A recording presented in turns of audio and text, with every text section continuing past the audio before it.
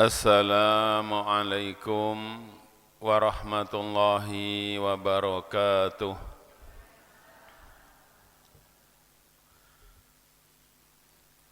Alhamdulillahilladzi hadana lihadza wa ma kunna linahtadiya laula an hadanallah. Asyhadu an la ilaha illallah wa asyhadu anna Muhammadan abduhu wa rasuluh. Allahumma salli ala Muhammad wa ala alihi wa ashabihi wa man tabi'ahu bi ihsanin ila yaumil qiyamah. Yaqulullahu subhanahu wa ta'ala fi muhkamit tanzil. A'udzu billahi minasyaitonir rajim. Ya ayyuhalladzina amanu taqullaha haqqa tuqatih wa la tamutunna illa wa antum muslimun. Wa qala Rasulullah sallallahu alaihi wasallam, ittaqillaha haitsuma kunta wa adbi'is sayyi'atal hasanata tamhuha wa khaliqin nas bi khuluqin hasanin. Allahumma inna nas'aluka hubbaka wa hubba man yuhibbuka wal amal alladhi yuballighuna hubbak.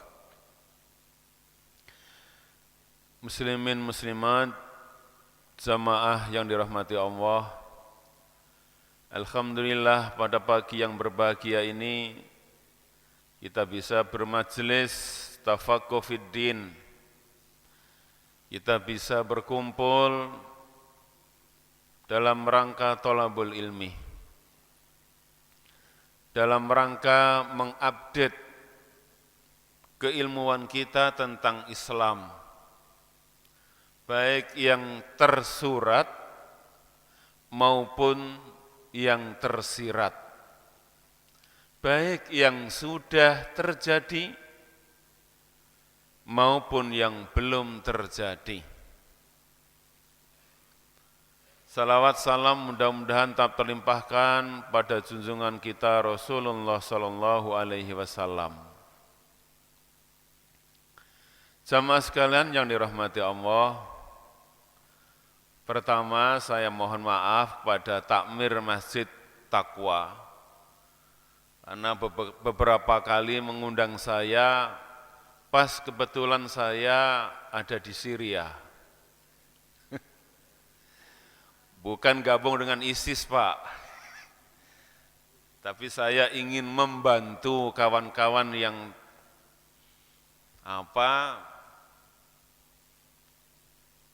terseret ke sana untuk bisa pulang ke Indonesia. Jamaah sekalian yang dirahmati Allah, pembahasan topik kali ini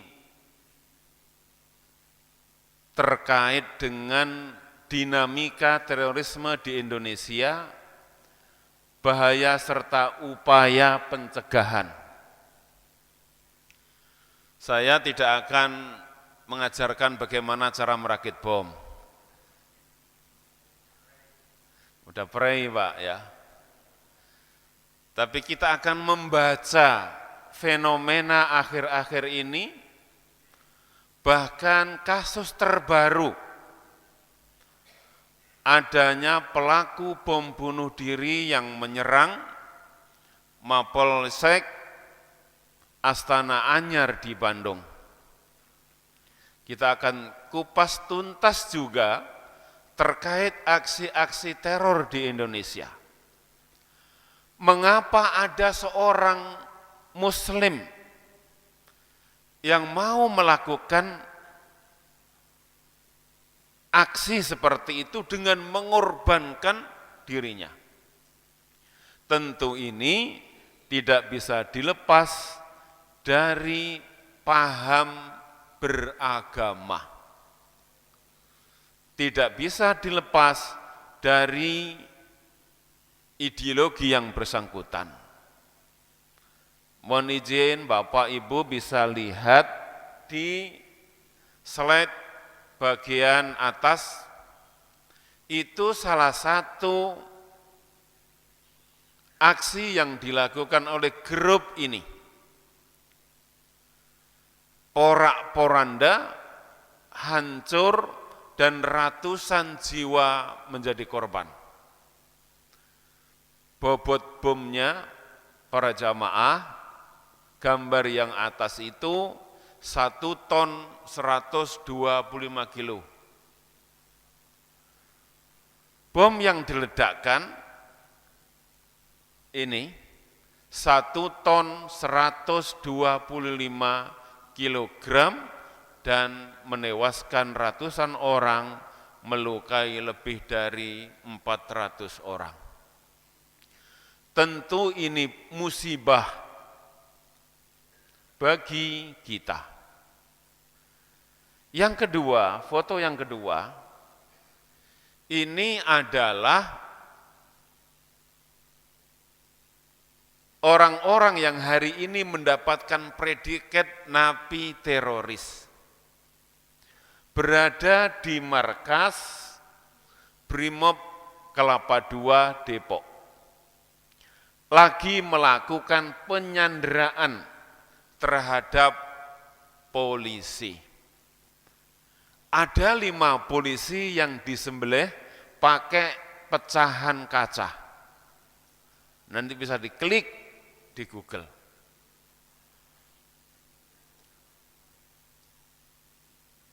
Ini yang kemudian grup ini banyak yang ditangkap di Lampung, di Jakarta, bahkan kemudian merembet ke Bojonegoro. Ya, baik. Nah, jamaah yang dirahmati Allah, tolong ini menjadi asas kita di dalam beragama. Wa ma arsalnaka illa rahmatan lil alamin, dan tidaklah kami mengutus engkau wahai Muhammad kecuali menjadi rahmat alam semesta. Rasulullah diutus ke dunia bukan hanya menjadi rahmat untuk manusia, tetapi rahmat bagi jin, rahmat bagi tumbuhan, dan rahmat bagi hewan.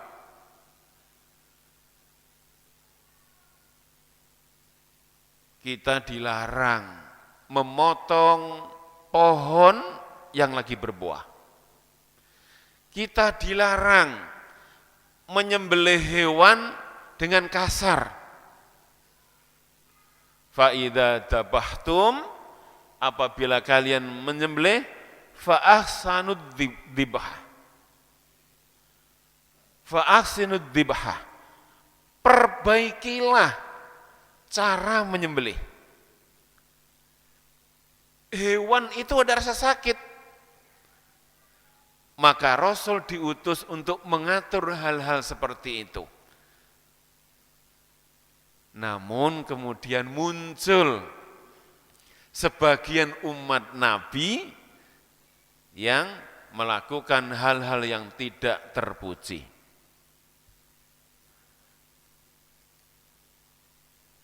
Sumber masalahnya, para jamaah semua, tantangan terbesar umat Islam saat ini adalah munculnya 2 kelompok yang berlawanan. Pada satu kutub muncul kelompok liberal yang sangat longgar, bahkan terkesan menghinakan syariat Islam. Betul Pak? Ada di mana-mana paham liberalisme ini.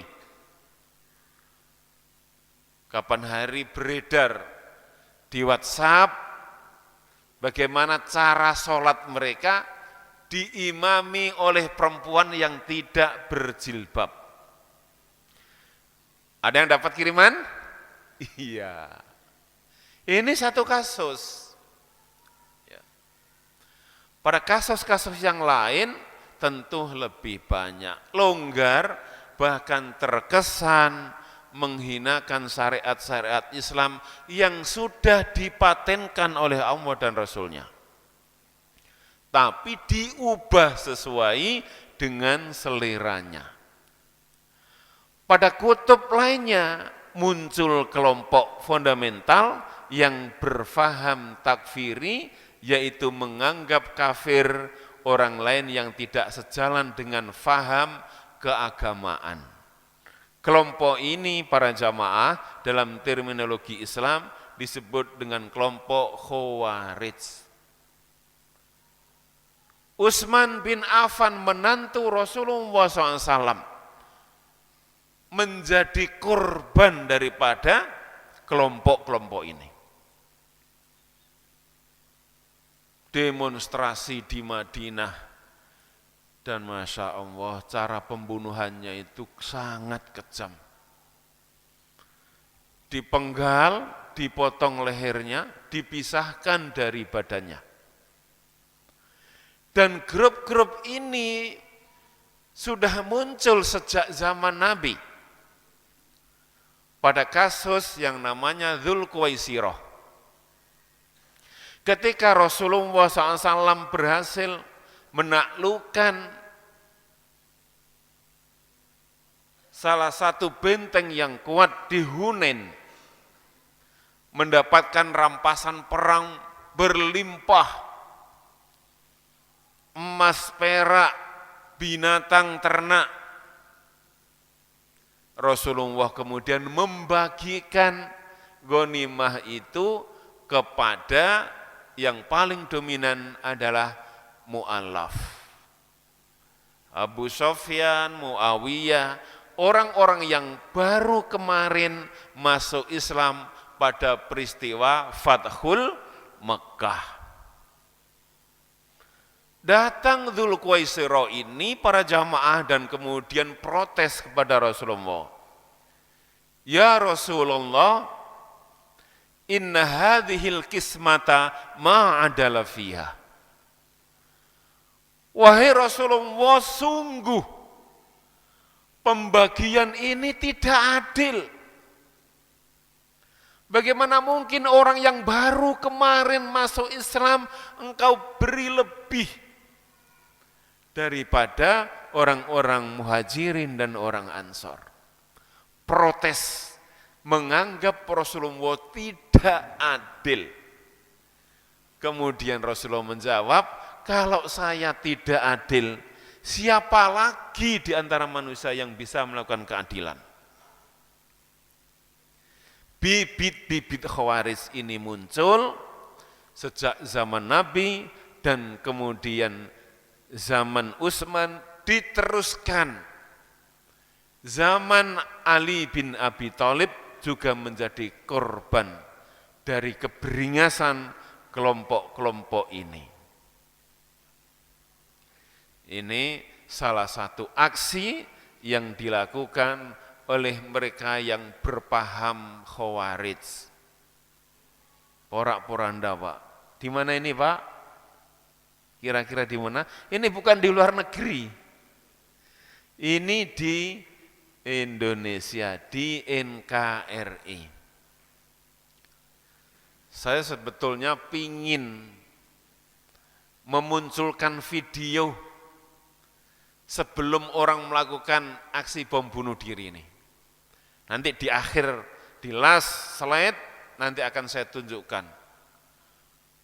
Mereka bicara, berpesan, dan kemudian besoknya melakukan aksi.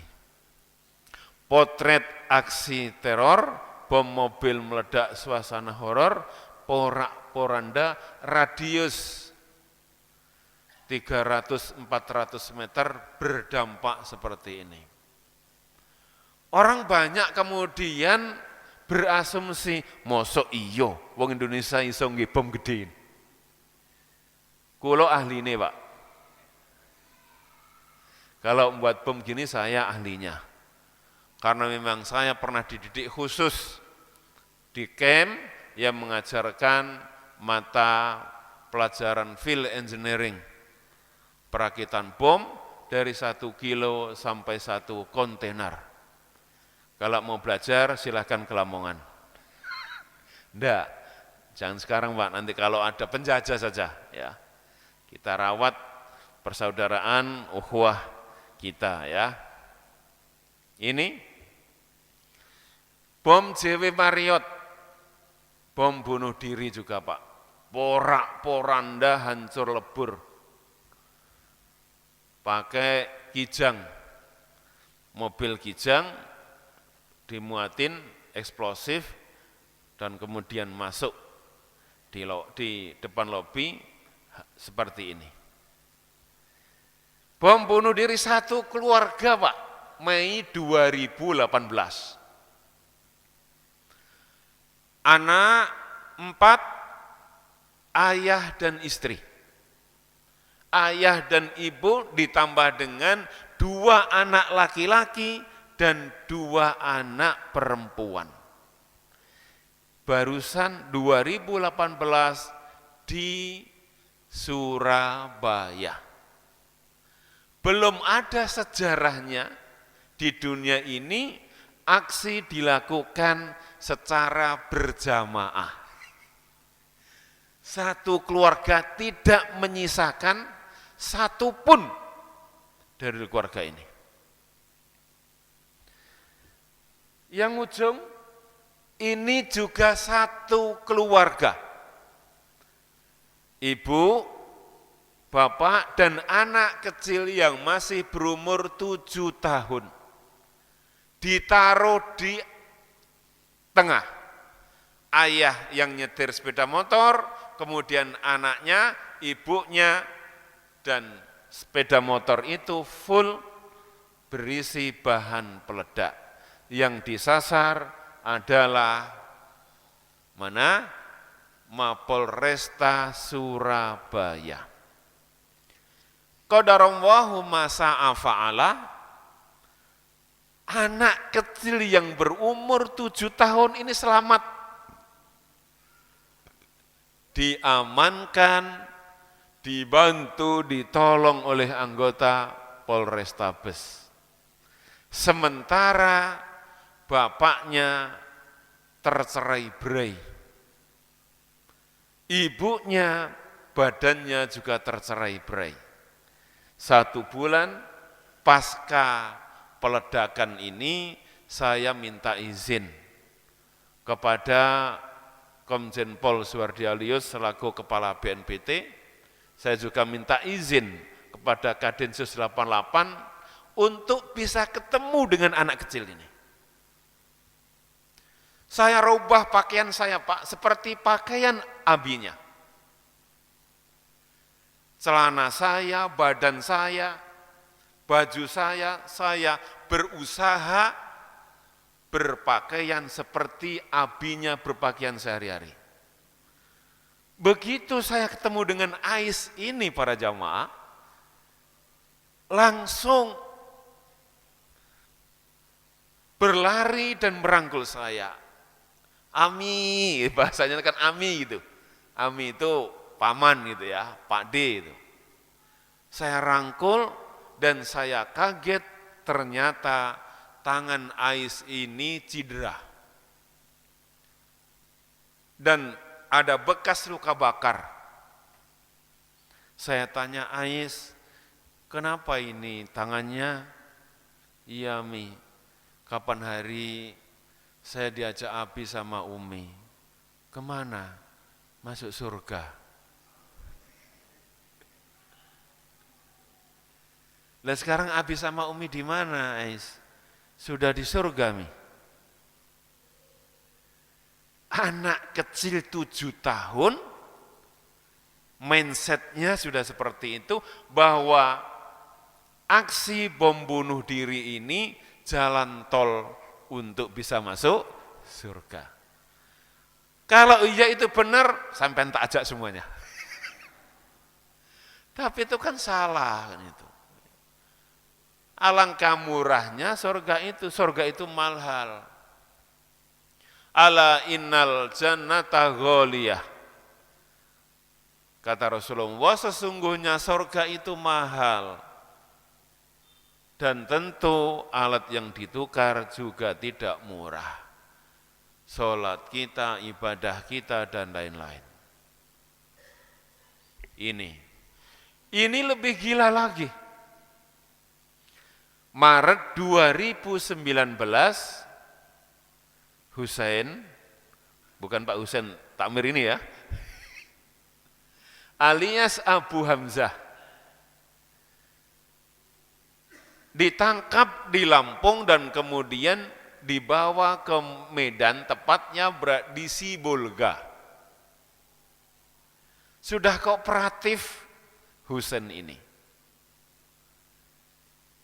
Polri ingin melakukan pengamanan terhadap bom yang ada di rumah Husain ini. Ready for use, bom itu sudah siap pakai, bobotnya sekitar 350 kilo. Begitu istrinya melihat suaminya sudah ditangkap, ditutup pintu itu. Husain merayu, Umi tolong bukakan Umi. Tidak Bi, Abi sudah bersama Togut. Jadi kalau bahasa Togut, polisi TNI itu Togut. Apa makna Togut? Makna Togut itu adalah setan. Jadi dalam perspektif paham keagamaan mereka, setan nomor 1 di Indonesia itu adalah TNI polisi. Makanya banyak TNI polisi yang ditembaki oleh mereka. Dikunci Pak, ditutup. Melibatkan tokoh agama, ulama, merayu mentok. Tokoh pemuda, tokoh masyarakat dihadirkan mentok. Jamaah sekalian, ibu ini yang bernama Umi Solimah, jam 2 pagi kemudian bom itu switch-nya di-on-kan. Kayak gini nih, porak-poranda, hancur berantakan. Dia bersama anak-anak yang masih kecil mati dan tubuhnya tercerai-berai. Tidak sampai berhenti di sini saja. Ada Khadijah dari Klaten. Setelah polisi melakukan penyelidikan, ditemukan bahwa rangkaian jaringan ini sampai di Klaten, ditemukan ibu yang bernama Khadijah. Ditangkap Khadijah, kemudian dibawa ke Jakarta. Kebodohan polisi pada waktu itu tidak mengikat tangan dari Khadijah. Menganggap, ini perempuan, gak bahaya. Ditipu polisi ini Pak. Khadijah kemudian minta izin, Bu polisi, Pak polisi saya mau pipis. Begitu diizinkan, masuk ke toilet, di sana ditemukan cairan pembersih toilet. Sama Khadijah itu kemudian ditenggak, diminum, dihabiskan, jus, ya, Pak?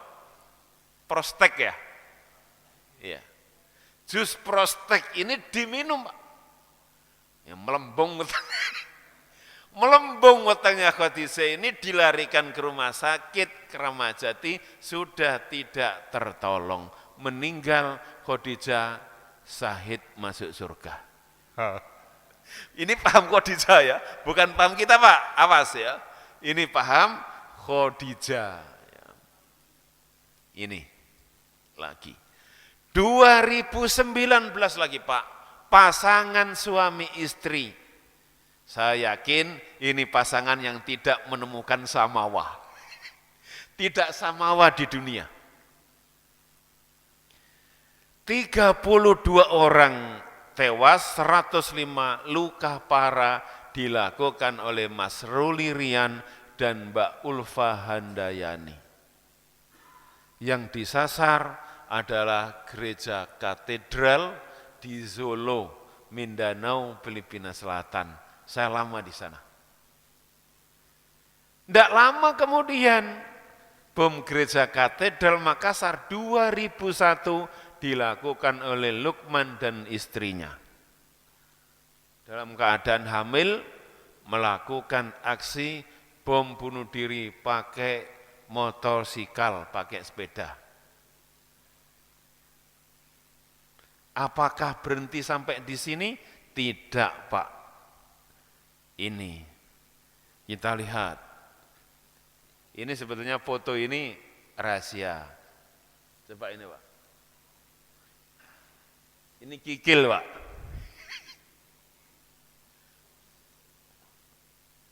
Desember 2022, berarti bulan ini, Pak. Bulan ini kita dikejutkan dengan aksi yang dilakukan oleh Agus Sujatno. Asal Bandung, Jawa Barat, ex-napi teroris, beliau mendekam lebih dari 3 tahun di Lapas Pasir Putih Nusa Kambangan pada kasus bom panci. Begitu isu bom panci pada tahun itu 2017, masyarakat banyak yang mencibir, masa ono bom panci, besok-besok ada bom kendil. Ini hanya tentang kemasan saja, Pak, tentang kontainer saja. Agus ini melakukan aksi dengan membawa rangsel yang berisi bom dan kemudian kita bisa lihat, subhanallah, punggungnya kerobok itu, Pak, lihat ya, hancur berantakan, yang satu kakinya tercerai-berai.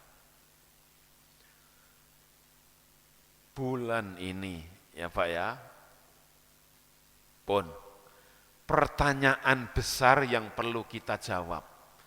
Orang biasa, dia Islam Pak, sholat rajin, tahajudnya enggak pernah berhenti nih, rajin sekali, baca Qur'annya rajin.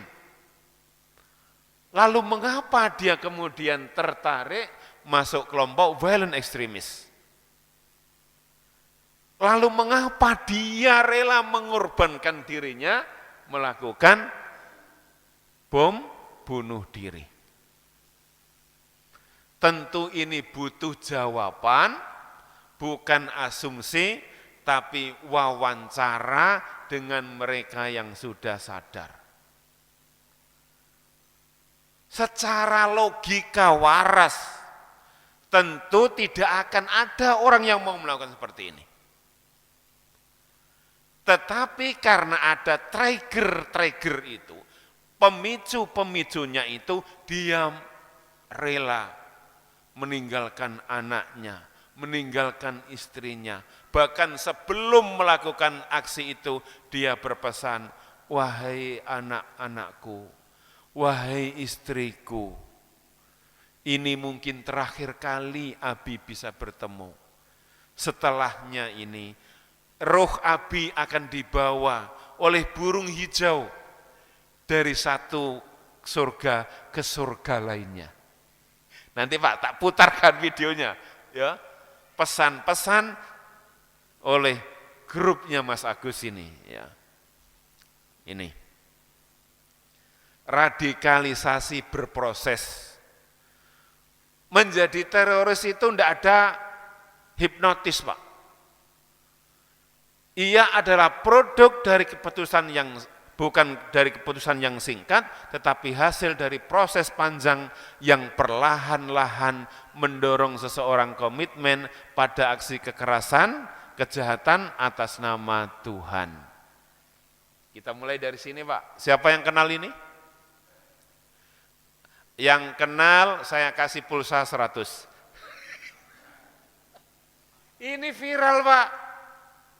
Siapa dia ini? Ini adalah anggota polisi. Nanti klik saja di Google, muncul. Anggota polisi ini namanya Mas Eko, anggota Resmob Polres Sidoarjo. Di tengah malam, Mas Eko dan kawan-kawannya ini dengan anggota lain, saya tidak tahu, keluar dari kafe, mungkin di kafe itu minum alkohol atau yang lainnya. Melintas satu mobil Chery yang dikendarai oleh guru ngaji,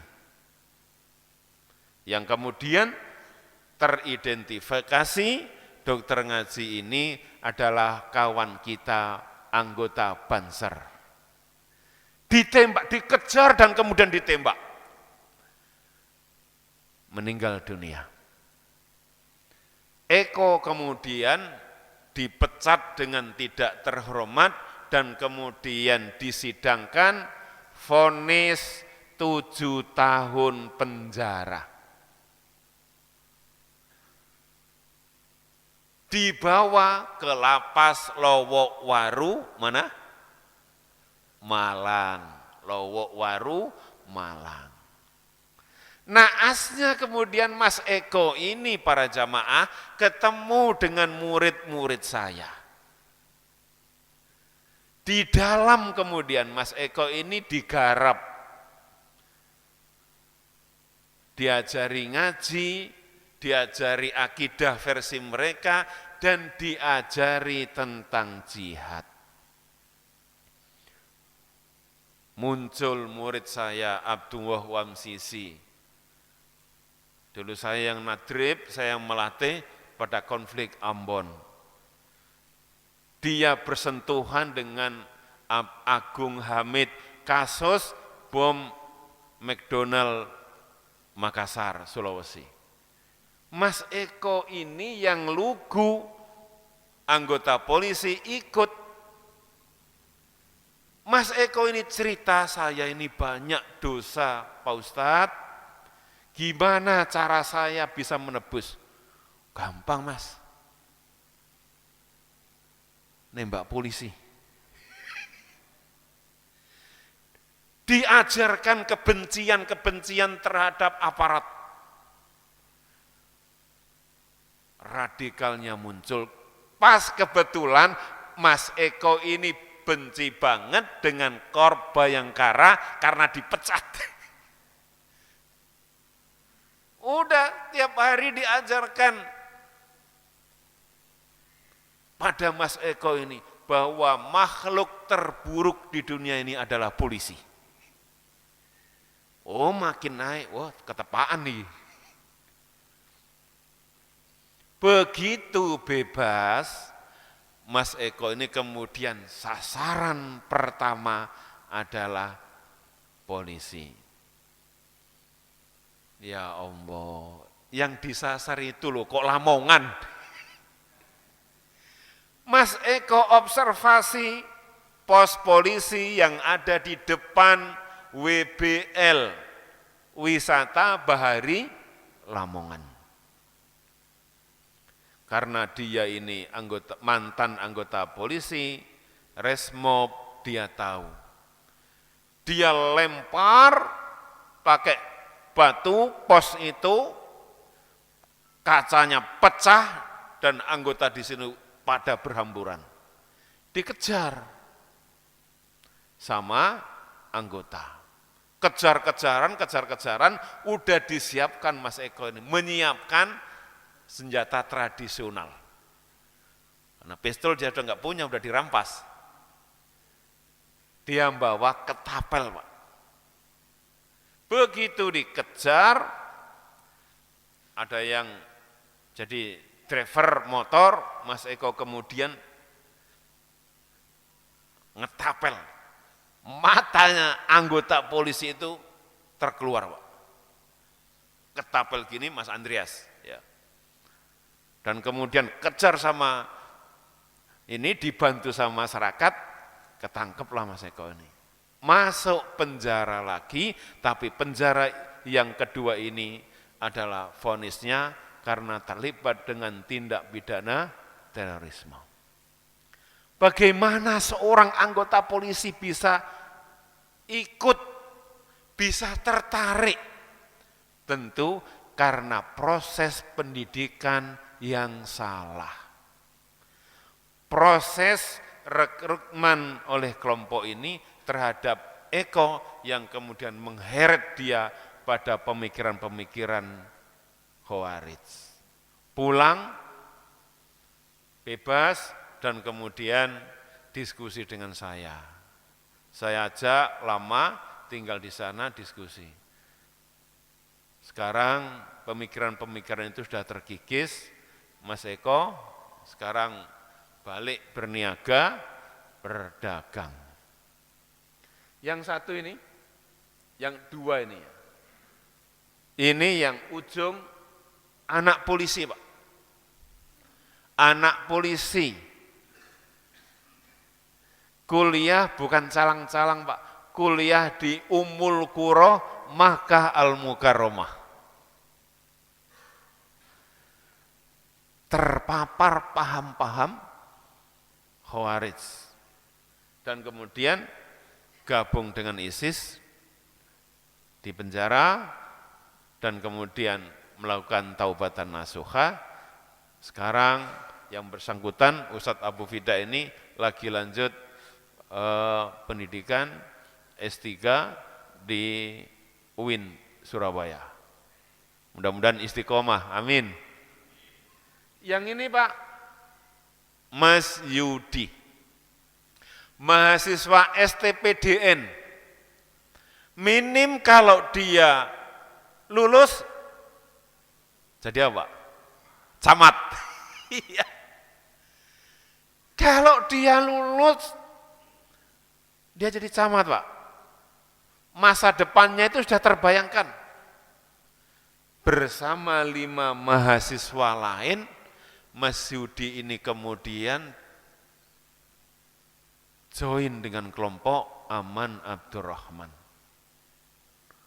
Dan kemudian ikut pelatihan paramiliter di Pegunungan Janto Aceh. Mas Yudi kemudian dipecat dan kemudian divonis 10 tahun penjara. Sudah bebas dan sekarang bersama saya. Terbaru ini Pak, paling baru 1 bulan yang lalu bebas. Bapak Ibu mungkin pernah dengar pemberitaan yang viral di Indonesia, adanya Polwan di Maluku Utara yang masuk jaringan teroris. Satu bernama Bribda Nesti, yang satu bernama Bribda Rini. 2 polwan dirayu oleh Mas Galang ini. Yang satu Bribda Nesti dilakukan pembinaan sama Mas Galang dan kemudian setelah dibina, dibini. Habis dibina, dibini Pak. Hebat ini ya. Rini dan Nesti bebas, Mas Galang sudah bebas, sekarang ada di Solokuro. Ya. Dan kasus-kasus seperti ini banyak. Maka penting bagi kita sebagai bapak ibu untuk menanamkan imunitas. Jangan sampai anak kita kemudian ikut gerakan-gerakan berbahaya ini. Ingat pada siapa dia berkawan. Pesan Nabi, almar'u ala dini khalilih. Seseorang itu agamanya, budayanya, perangainya ada pada kawan.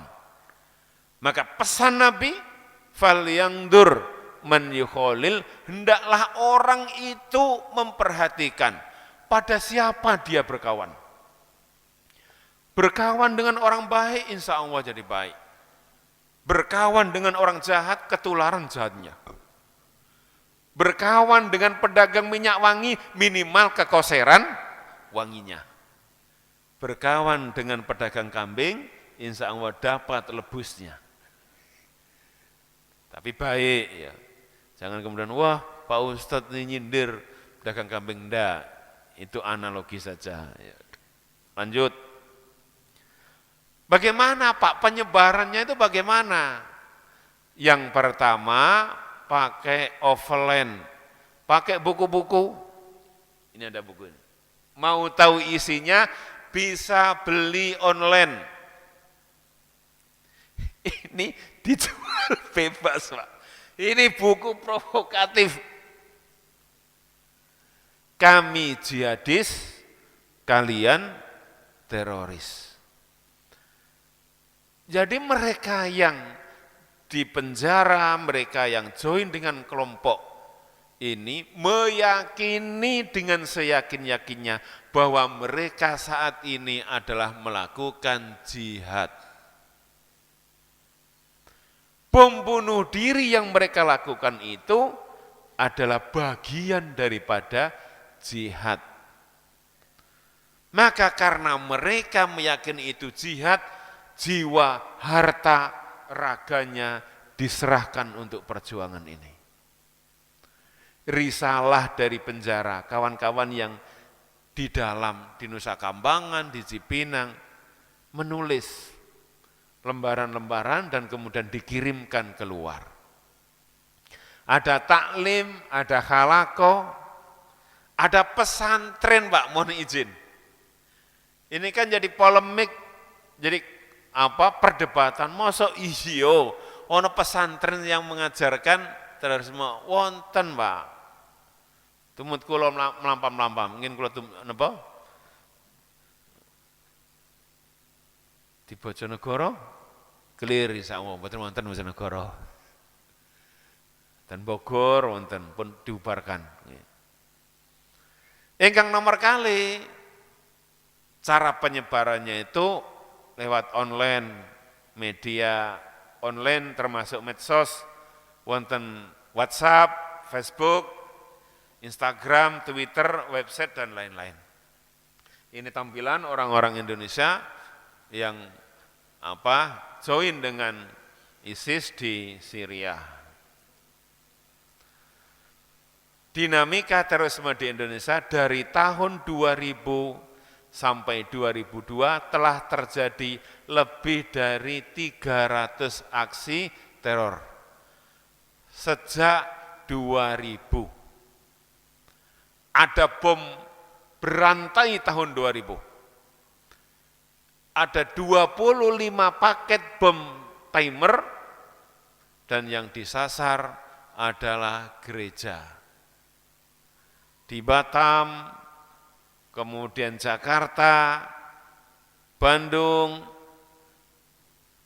Mataram, termasuk di Jawa Timur, kebagian paket bom timer di mana, Pak? Mojokerto. Meledak dalam waktu bersamaan. Selama 20 tahun ini ada perubahan aksi yang pertama, dahulu yang bermain kelompok JI, Jamaah Islamiyah yang berafiliasi dengan Al-Qaeda Usama bin Laden, lalu kemudian ISIS berafiliasi dengan Abu Bakar al-Baghdadi yang ada di Syria. Jadi aksi demi aksi di Indonesia itu kalau tidak JI dilakukan oleh JAD, Jamaah Ansarud Daulah yang afiliasinya dengan ISIS.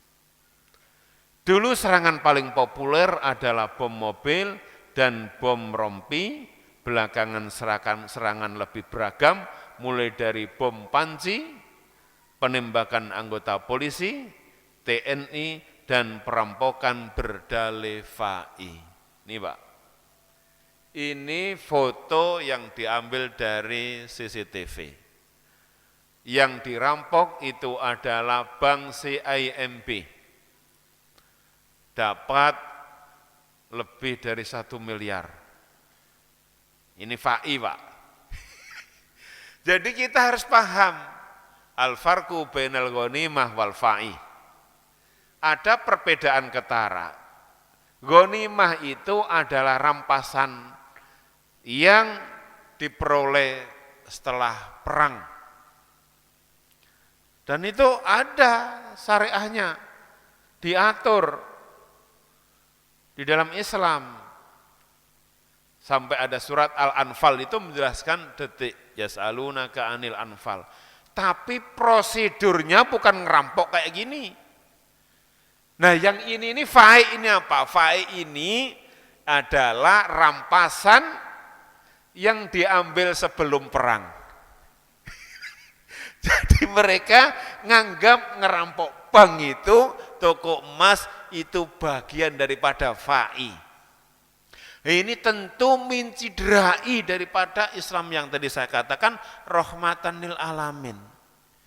Ini kecil Pak kelompok ini, tapi eksis gitu. Yang dengan perlakuan kelompok kecil ini Islam menjadi rosak.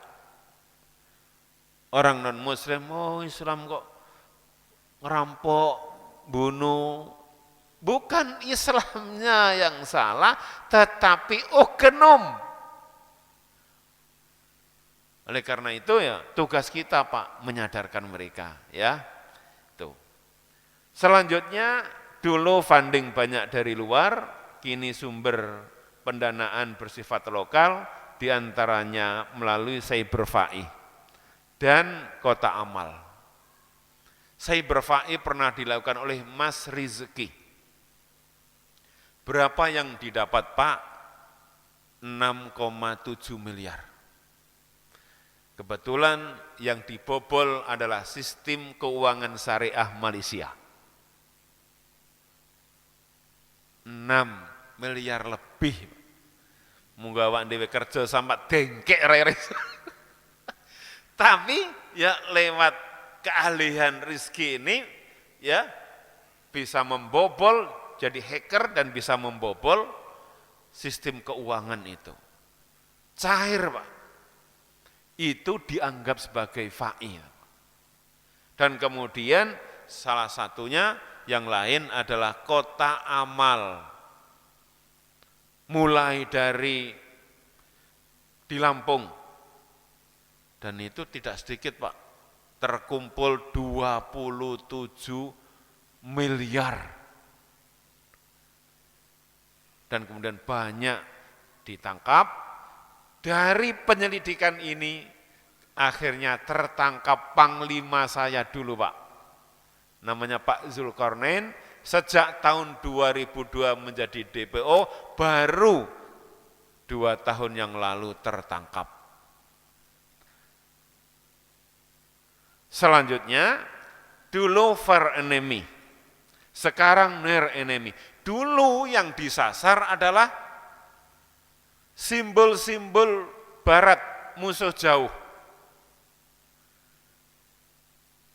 Hotel JW Marriott, orang-orang bule. Belakangan yang disasar adalah musuh dekat. Wabil khusus target adalah polisi, lebih dari 97 anggota polisi ditembak pada periode 2010 sampai 2020. Belum yang kemarin korban ya bom polisi ada juga. Dahulu pemain hanya lelaki, sekarang perempuan dan anak istri. Kalau Jamaah Islamiyah tidak pernah melakukan aksi itu, ngajak anak dan istrinya. Tetapi JED ini melakukannya dengan melibatkan seluruh keluarga. Mengapa masih banyak penangkapan? Ini ketua Yayasan Dakwah ditangkap. Di mana ini Pak? Ada yang tahu? Siapa yang tahu? Ini di Bojonegoro. Lebih dari 15 terduga teroris ditangkap di wilayah Bojonegoro. Ramili-mulu Pak aku Pak. Ya. Tentu penangkapan ini berawal dari penangkapan sebelumnya. Ada yang ditangkap di Lamongan, ada yang ditangkap di Madura, di Surabaya, merembet kemudian ke Bojonegoro. Ya, itu. Mengapa banyak penangkapan? Ini ada 4 poin. Tapi ya yang saya jelaskan 2 saja. Undang-undang terorisme baru, Pak. Undang-undang terorisme tahun 2003 tidak bisa menyentuh semua. Banyak kelemahan-kelemahannya dan kemudian revisi Undang-Undang Terorisme 2018 memberlakukan siapa yang memberi dana, siapa yang infak, siapa yang melindungi, semuanya bisa dikenai dengan undang-undang terorisme ini. Mampir Pak ke rumah jenengan, jenengan ditangkap. Kecuali kalau jenengan jual es, terus beli enggak Pak. Tapi kalau terduga ini masuk ke rumah jenengan, jenengan kasih makan, kasih minum, jenengan lindungi, jenengan juga kena itu. Ya. Yang keempat ini preemptive strike. Ini lebih mengadopsi sebenarnya pada Malaysia. Sebelum melakukan aksi teror penembakan, yang bersangkutan sudah boleh ditangkap. Tidak nunggu ngepom dulu. Ya, itu. Nah, banyak yang bertanya kepada saya, kenapa Pak Ali ini kok banyak banget yang ditangkap, diantaranya faktor-faktornya adalah ini. Nah, sekarang ratusan Pak yang ditangkap itu. Karena ya terkait dengan jaringan, terkait dengan pendanaan dan macam-macam. Ini faktor dominan driver aksi terorisme. Apa yang mendorong orang kemudian melakukan aksi, Pak? Kenapa orang itu tertarik nembak polisi? Kenapa orang mau melakukan bom bunuh diri? Yang pertama, paham beragama. Bukan agamanya yang salah, tetapi paham yang bersangkutan yang salah. Seperti yang saya jelaskan tadi, terkontaminasi dengan paham-paham destruktif Khawarij. Jangankan polisi, dua menantu Nabi saja menjadi korban. Ali bin Abi Thalib itu alim, Masya Allah. Bahrul Ulum, lautan ilmu, itu adalah Ali bin Abi Thalib. Tapi karena piciknya berpikir, pasca perang Siffin para jamaah, pertentangan Muawiyah dan Ali, pada perang Siffin itu diakhiri dengan perdamaian. Di sisi lain ada kelompok yang berjumlah 12.000 pengikut Ali bin Abi Thalib menolak perjanjian itu. Dan kemudian mengeluarkan fatwa bahwa Muawiyah kafir, Ali kafir, Amr bin As kafir, sahabat-sahabat yang lain kafir, dengan dalil tidak sesuai dengan hukum Al-Quran. Pakai Quran juga Pak, tetapi istimbatnya yang salah. Ya, itu. Ali dibunuh, Muawiyah percobaan pembunuhan tapi gagal. Utsman juga dibunuh. Paham beragama yang salah. Makanya Pak, kita diajarkan oleh alim ulama untuk berdoa, Allahumma inna nas'aluka salamatan fid din. Ya Allah, aku mohon kepada Engkau keselamatan di dalam beragama. ikut paham Islam wasatiyah, Islam yang tengah-tengah, Islam yang tidak berpaham liberal, juga tidak berpaham teroris ekstrim. Wa afiyatan fil jasadi, ya Allah, aku minta kepada Engkau sehat, segar, bugar. Wa ziyadatan fil ilmi, ya Allah, aku minta pada Engkau supaya ilmuku bisa bertambah. Di antara salah satunya mengikuti kajian-kajian, pengajian. Sangat rugi kalau kita hidup ini tidak terus-menerus mengupgrade ilmu agama kita. Bentar lagi kita juga akan mati. Yang bisa kita nikmati itu adalah nilai ilmu kita. Harta benda semua kita tinggalkan, rumah. Yang kita bawa ilmu kita itu, Pak. Tapi ilmu yang benar. Yang kedua, paham bernegara. Kelompok ini memahami bahwa negara kita ini negara tauhid. Tidak boleh, Pak, tunduk patuh. Wajib diperangi. Jadi mereka tidak mengaku, jangankan diajak Indonesia Raya, ditarik bego menyanyi Indonesia Raya, enggak mau itu. Karena kalau sudah nyanyikan Indonesia Raya, Indonesia tanah airku, udah kufrun billah, itu anggapannya adalah sudah kafir dengan Allah. Itu rusaknya paham bernegara. Ya Allah, suri tauladan kita Rasulullah itu meski beliau diusir dari Mekah, beliau masih mengatakan bahwa Mekah ini adalah tanah yang paling aku cintai. Meski Rasulullah dan para sahabatnya diusir dan kemudian hijrah ke Madinah, Rasulullah masih mengatakan bahwa Mekah adalah negeri yang paling aku cintai. Andai saja aku tidak diusir daripada Mekah, aku akan tinggal selamanya di sini. Boleh, Pak, kita itu tidak suka dengan penguasa, boleh, enggak ada larangan, enggak haram kok. Tapi yang tidak boleh itu adalah kita benci terhadap tanah kita. Yang tidak boleh itu kita benci bahkan memusuhi dengan kampung kita, negeri kita. Penguasa bisa berubah.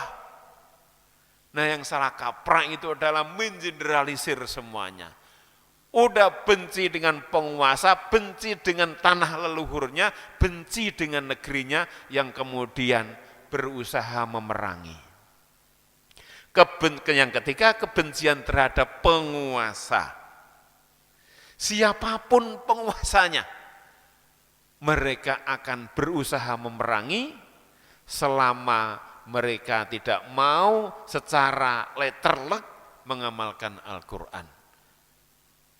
KUHP dianggap kafir, Pancasila kafir, Undang-Undang Dasar 45 semuanya kafir.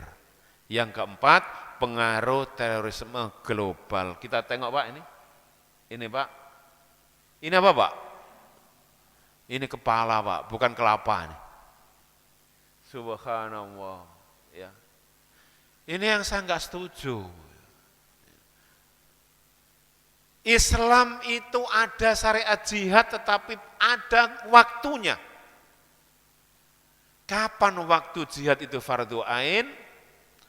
Yang pertama, apabila ada penjajah yang masuk. Belanda masuk sini, Inggris masuk Indonesia, wajib diperangi. Tapi kok tiba-tiba bawa senjata, bawa bom, masuk ke polsek, jihad fisabilillah. Bujat kafe, Pak. Ya Allah, ini, Pak, contoh. Ya. Membunuh itu harus dengan cara sopan, dengan cara baik. Tidak boleh dicincang-cincang bil muslah, tidak boleh. Ini malah dicentelkan di pagar itu Pak ya.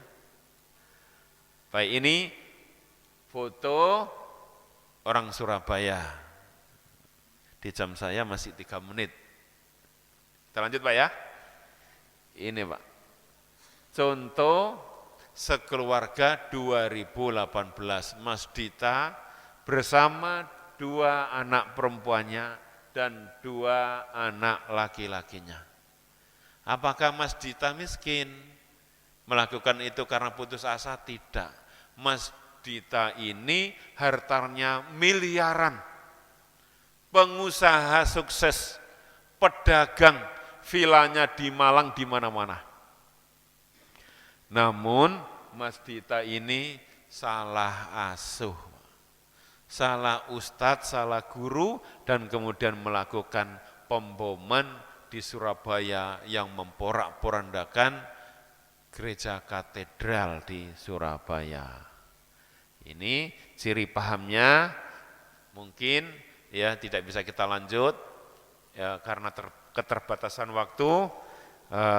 Mudah-mudahan sedikit paparan saya ini bisa memberikan pencerahan tentang bahaya terorisme dan jangan sampai kemudian anak cucu kita tertarik dengannya. Kita tanamkan imunitas kepada mereka, kita tanamkan untuk saling bisa menghargai, saling menghormati, dan bisa berkontribusi untuk mewujudkan cita-cita kita baldatun, thayyibatun, wa rabbun ghafur. Aqulu qouli hadza astaghfiru, innahu huwal ghafurur rahim. Ihdinas siratal mustaqim. Assalamualaikum warahmatullahi wabarakatuh.